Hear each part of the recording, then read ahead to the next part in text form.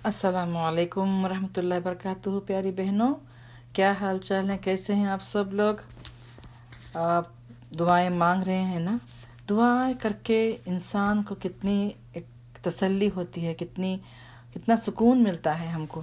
और हमें जो दुश्मन हमारा रोकता है, कौन है जो हमारे दिलों में वसवसा डालता है? शैतान।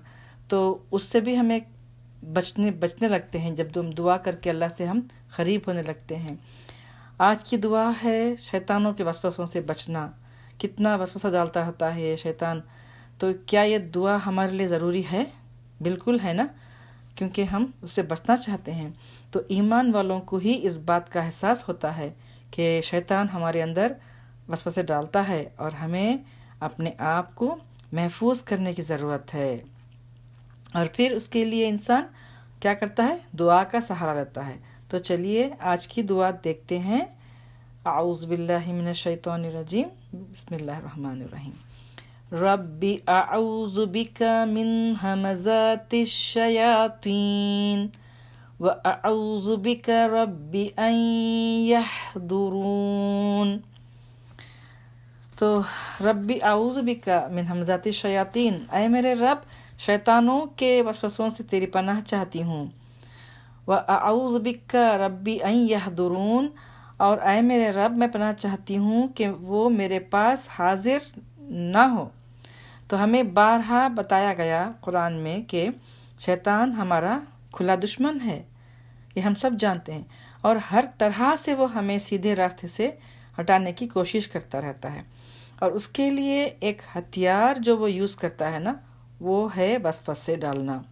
तो हम जो है ना, हमजुन बोलते हैं चुबोना, प्रिक करना, किसी चीज़ को दबा कर निचोड़ना।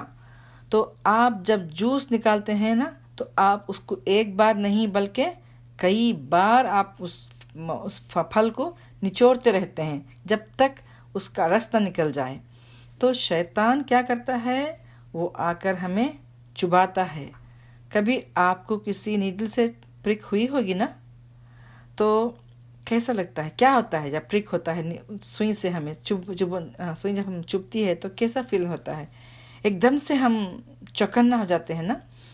तो ईमान वाले भी जब शैतान का वसवसा आता है तो इंसान अलर्ट हो जाता है। और जब वो अलर्ट हो जाए कि ये बुरा ख्याल जो है शैतान की तरफ से है और वो मुझे इस काम से हटाना चाहता है जो मैं करने लगी हूँ, तो उस वक्त वो दुआ का सहारा लिया करें। तो और शैतान जो है वसवसे होते कैसे हैं? शैतान के वसवसे वो कौन से काम हैं जिसमें वो खलल डालता है? एक तो है वो गुस्सा दिलाता है। नमाज में देखें आप, नमाज में अगर क़िरात के दौरान वसवसों की कसरत हो तो हमें क्या करना चाहिए? हमें आऊज़ु बिल्लाहि मिनश शैतानिर रजीम पढ़कर दाएं तरफ 3 दफ़ा थुतकारना है, ताकि वो ज़रूर हमें शैतान हमको नमाज में ज़रूर हमें कंफ्यूज करेगा, हमें वसवसे डालेगा। तो इसीलिए हमें ये हिदायत दी गई है कि जब हम नमाज में इस तरह का हो तो हम दाएं तरफ 3 दफ़ा थुतकारें। फिर कब वो हमें ये डालता है, हमको वसवसे डालता है? बच्चों की तरबियत में, जब हम जिक्र करना चाहते हैं या कुरान के मामले में कुछ हम पढ़ना चाहते हैं या कुरान की क्लास को जाना चाहते हैं, तो हर काम में वो डालना चाहता है। तो एक हदीस हमें मिलती है जिसमें जाबिर रज़ियल्लाहु अन्हु हैं, वो आप सल्लल्लाहु अलैहि वसल्लम से फरमाते हैं कि आप सल्लल्लाहु अलैहि वसल्लम ने फरमाया, शैतान तुम्हारे हर काम में, हर हाल में तुम्हारे पास आता है।